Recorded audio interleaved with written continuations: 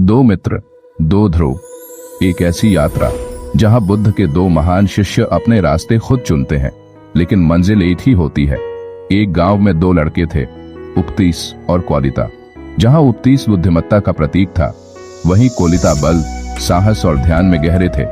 दोनों का साथ बचपन से ऐसा था कि एक की बात दूसरा बिना कहे समझ जाता।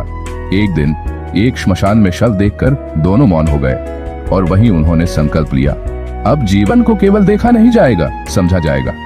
यही दो मित्र आगे चलकर बने सारिपुत्त और मोगलान। मिलन बुद्ध से। एक दिन सारिपुत्त ने राजगृह की सड़कों पर एक भिक्षु को देखा, शांत, धीर, जैसे हर कदम पर ब्रह्मांड समाहित हो। सारिपुत्त ने पूछा, हे भिक्षु, आप किसके शिष्य हैं? भिक्षु ने कहा, सम्यक संबुद्ध तथागत गौतम के। सारिपुत्त वहीं ठिठक गया। उसकी आंखों में जैसे ज्ञान की किरण कौंध गई। वह भागता हुआ गया मोगलान के पास और कहा, मित्र, वह मिल गया जिसे हम जन्मों से खोज रहे थे। और फिर दोनों पहुंचे बुद्ध के पास, सिर झुकाया और जीवन समर्पित कर दिया। धर्म की दो दिशाएं। बुद्ध ने सारिपुत्त को धम्म की गहराई में भेजा और मोगलान को ध्यान और शक्ति की ऊंचाई में। जहां सारिपुत्त संघ के लिए नियमों का संरक्षक बना, वहीं मोगलान अंधकार से लड़ने वाला योद्धा। दोनों ने अलग अलग राहें चुनी, पर हर मोड़ पर एक दूसरे की छाया बने रहे। अंतिम क्षणों से पहले समय बीतता गया। एक दिन मोगलान को कुछ दुर्वृत्त भिक्षुओं ने गंभीर रूप से घायल कर दिया। वह जान गए उनकी यात्रा अब समाप्त होने को है।